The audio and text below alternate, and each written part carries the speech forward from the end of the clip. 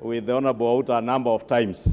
It's only that the current member has not invited me for fear of the unknown. But Honorable Speaker, he has raised a very important issue on the security of members.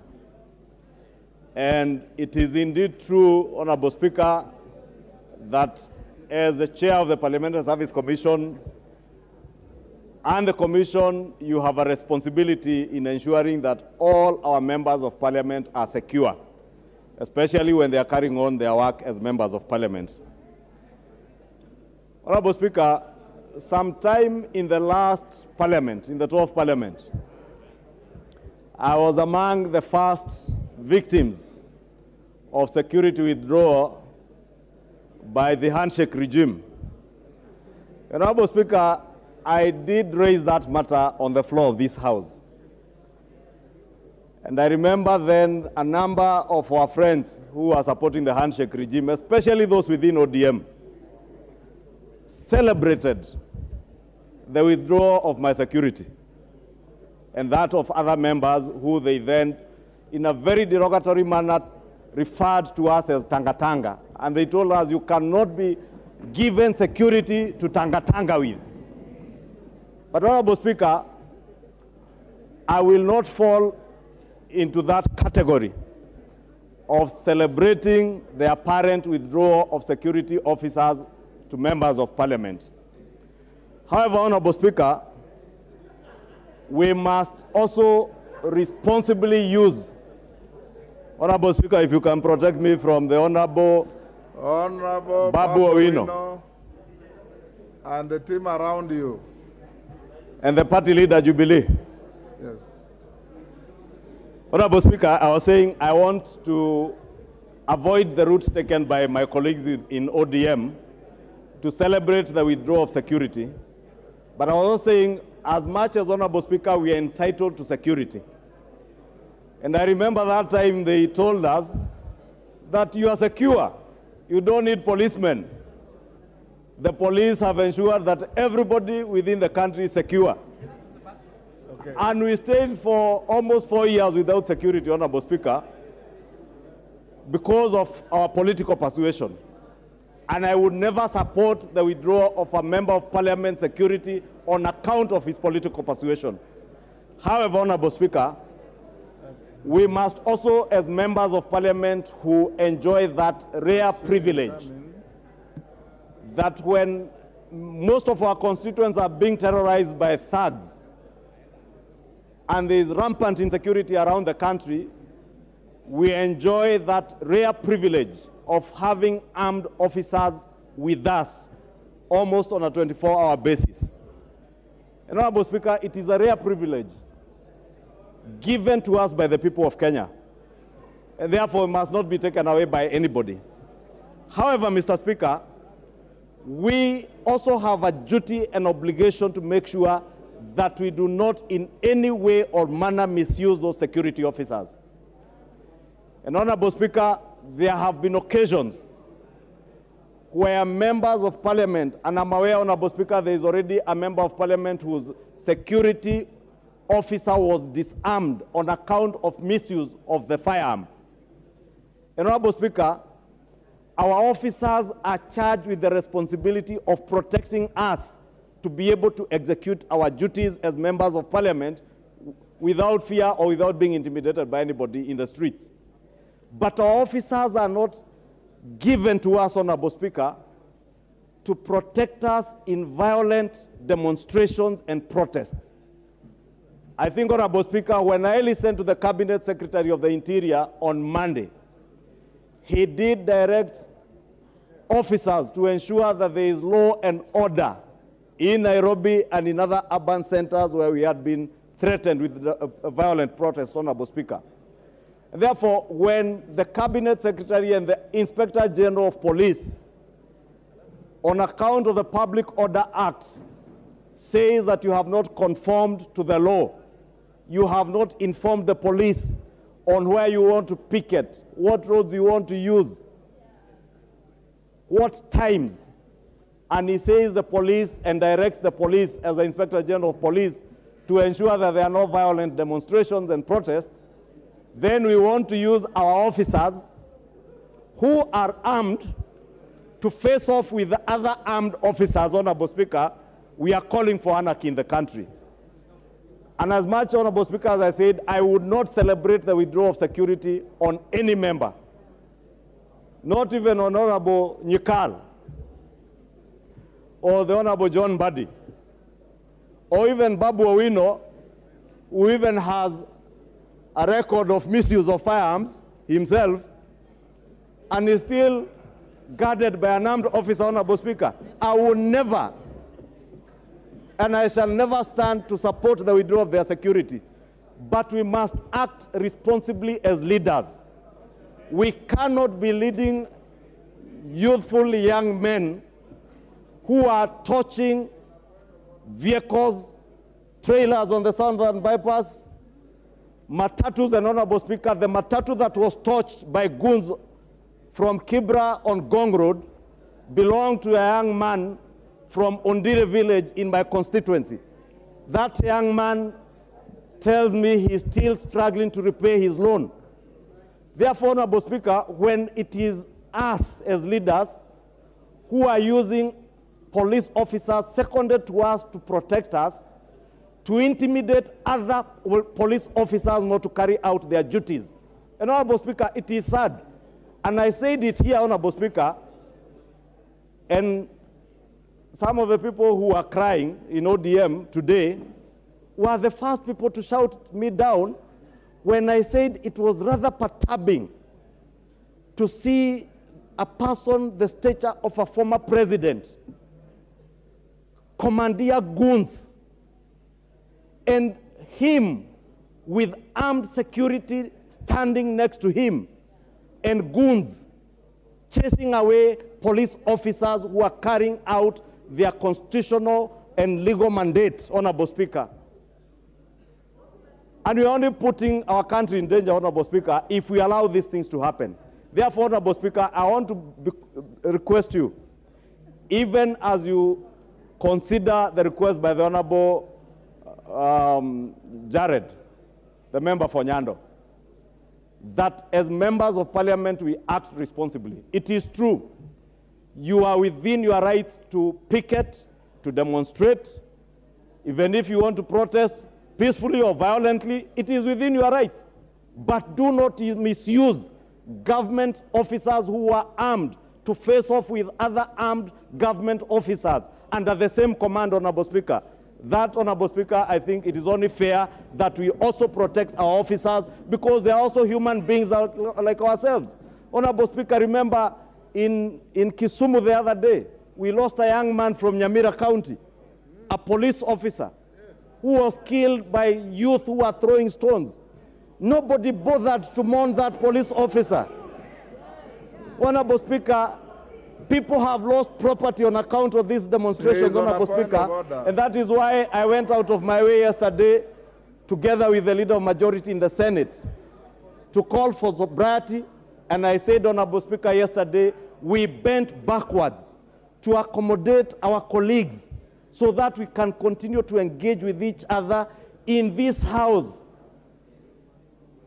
in an environment where we consult each other, we talk to each other, and not at each other in the streets. Thank you. And I want to ask, now that all these honorable members are not protesting with other people out there, Honorable Speaker, I want to request, and I'm sure, I think by now, most likely they have their officers, because when one of them told me that they had their security withdrawn, that is why many were hanging around the house here and not even joining the demonstrations, because they didn't have their security. I did ask the CS of the Interior, and he told me they have indeed not withdrawn anybody's security. They have only asked their officers not to participate in protests and demonstrations. Therefore, maybe just by way of information, to inform the member for Nyando that officers were only instructed by their commanders not to participate in violent protests, but to protect the lives and property of the people of Nairobi. And Honorable Speaker, finally, let me congratulate and thank the leadership of the minority, because when we engaged, and Honorable Speaker, it is good to indicate to the country that indeed we have been in engagement with the minority leadership and the leadership of ODM and the other parties within Azimio, including the party leader of Jubilee, the Honorable Sabina Chege. We have been engaging, Honorable Speaker, and even over the weekend when we engaged, we indicated that we were more than willing, Honorable Speaker, to get back to the negotiating table. But we said from our side in the Kenya Kwanza coalition, we are only going to engage on the table of negotiations, but not in the streets. And we did implore on our colleagues over the weekend, and even as late as Monday night, to call off the demonstrations, and I congratulate and thank them for calling off the demonstrations, because that is the mark of leadership. We are all elected, and I want to say we are capable in this House. And without preempting debate, Honorable Speaker, I know there is also the talk of extra-parliamentary, inter-parliamentary, within Parliament, bipartisan approach. I want to encourage all the members of a bipartisan team, ably led by the Honorable Tiende Amolo and the Honorable Gitonga Rugara, that we have the ability and the capacity to engage on all the matters that shall come before that committee and be able to resolve these issues without having to throw words at each other, without having to protest, without having to blackmail the country using violence and violent protests. Honorable Speaker, we can indeed engage here and be able to resolve all these issues. And I want to trust that the Honorable Murugara, our Chair Jailak, his colleague, co-chair, the Honorable Tiende Amolo, will now steer these discussions in the right direction to ensure that we never ever have to engage again in the streets. And in closing, Honorable Speaker, may I take this opportunity to ask the Interior Ministry and the Inspector General of Police if there is any member of Parliament whose security has been withdrawn, Honorable Speaker, for other reasons, they should consider reinstating that security. But I must re-emphasize, please let us not misuse our officers. If you want to go for demonstrations, if you want to go for other errands at night, allow your officer to go home to his family and take care of yourself and your other business at night. And even in the streets, take care of your business alone, not with armed police officers. With that, Honorable Speaker, I thank you. Honourable members, I honestly don't want to open debate on this.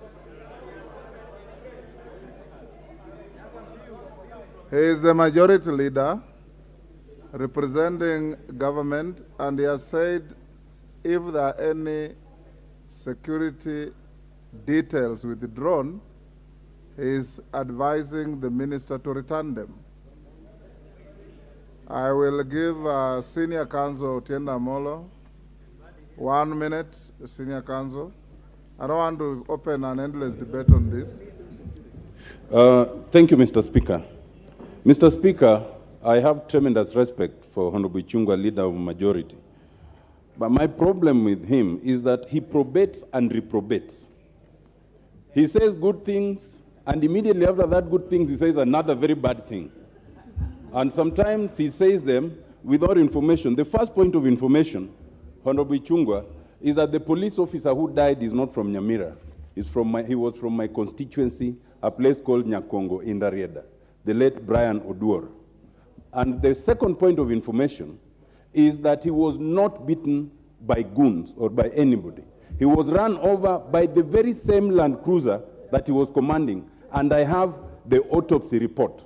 And in fact, we have sought compensation from the police for killing my constituent.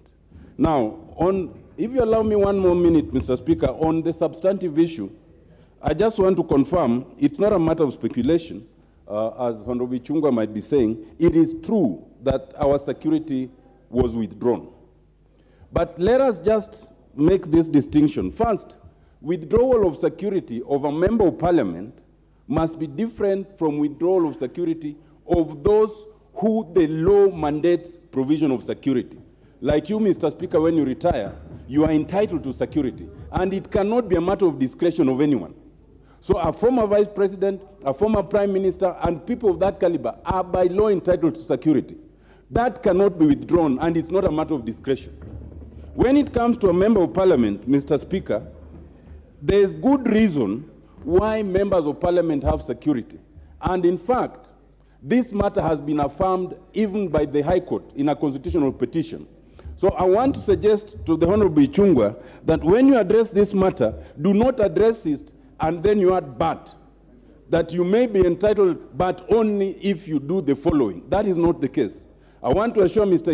Honorable Ichung'wah, I have always stood firm. In the last parliament, I was firm. When our security was withdrawn, when some of the security of those who were perceived to be against government then was withdrawn, I've always maintained that a member of parliament is entitled to security at all times, irrespective of what they say. If a police officer misuses their firearm, there's provision of how to deal with it. The Police Act is very clear. But you cannot stand here and say that some members of parliament who engage in violent demonstration, there is no single member of parliament in this house who has engaged in any violent demonstration. So you cannot then come and start saying that if you engage in violent demonstration, and in any event, exercise of a constitutionally provided right cannot be irresponsible. Mr. Speaker, I just want to emphasize this point, that even those who think it's a matter of discretion, if you lose one member of parliament, and right now, there are situations and there are people who have been tasked to deal with some members of parliament, including myself. Losing one member of parliament, it is these same people who will be crying on how much money you're using to do the by-election.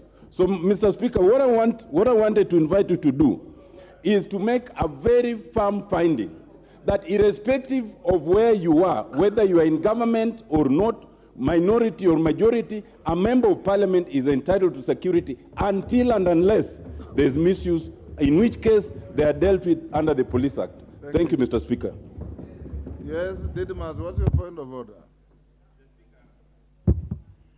I rise on point of order number 91, that a member shall be responsible for the accuracy of any facts which the member alleges to be true and may be required to substantiate any such facts instantly.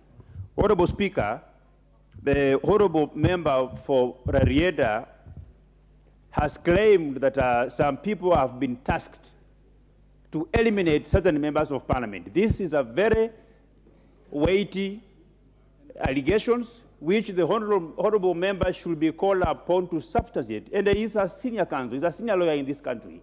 Even though I am aware that he's the one who misled the Kenyans through the committee of experts in drafting some of the very useless chapters in our constitution now, and again, he should be called upon to substantiate or withdraw them.